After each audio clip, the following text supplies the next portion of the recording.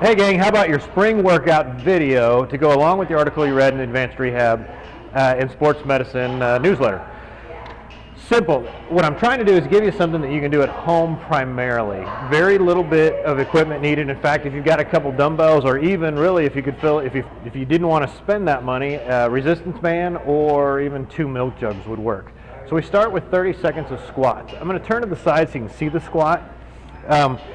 The squat, the range of motion is going to depend on you. If you can only go this far down at first, that's fine. But what you'll find is as you do this more, your range of motion will improve. You want to keep your knees right over your toes and stay as tall as possible. I recommend putting the hands out for balance. Keep your heels down, and you're just down and up, right there. Try not to lock the knees at the top. We're looking for 30 seconds. From there, you're going to go to a push-up. For a lot of people, a push-up sounds daunting, but it's okay if you do a modified push-up. So stay on those knees, suck in your belly button, squeeze your buns, and it's just down and up. If even a modified is too challenging, put a ball under your chest. Come down to that ball and slowly go to a lower and lower ball. After your push-up, you're going to go to a lunge. A lot of times, balance can be an issue with lunging. I recommend dowel rod or even putting your hand on the wall. Just put that out on the side that you have the leg back. Your knee wants to track right over the middle of your foot. Stay tall. Drop toward till you're about an inch off the floor and back up. Now again, we use a lot of these guidelines of an inch off the floor, knee over this, stay tall.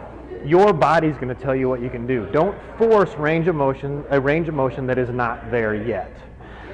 From the lunge, we'll go to a dumbbell shoulder press. Take 2 dumbbells, soft knees, belly button in. You're pressing straight up and together. Back down to the ear, up and together. Now this is one that if you do not have good flexibility in your shoulders can potentially cause you some trouble. If you get pain in the shoulders, that's something that you should probably not do, and maybe seek some advice from the professionals at Advanced Rehab or any medical professional to make sure there's no issues with your shoulder joint before you force it into some type of exercise. From there, we've got 3 exercises down here. This one's great for your low back, your hamstrings, and your glutes. You're just going to lay back, raise up, squeeze the hamstring, the glute, and the low back. Pause for a second, and down.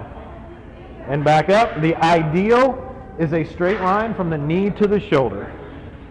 From there, we go to a tricep extension. On the floor again, coming down to your ears, and right back up. Elbows always pointing straight toward the ceiling. And then to finish, you can do a Russian twist. So sit on your butt. Maybe level 1 for you is just to raise your feet slightly and hold. Level 2 is to begin to move back and forth while you stabilize your pelvis with your abdominal muscles. That's your circuit, 30 seconds of each with about 30 seconds of rest in between each one. Build to 60 seconds each.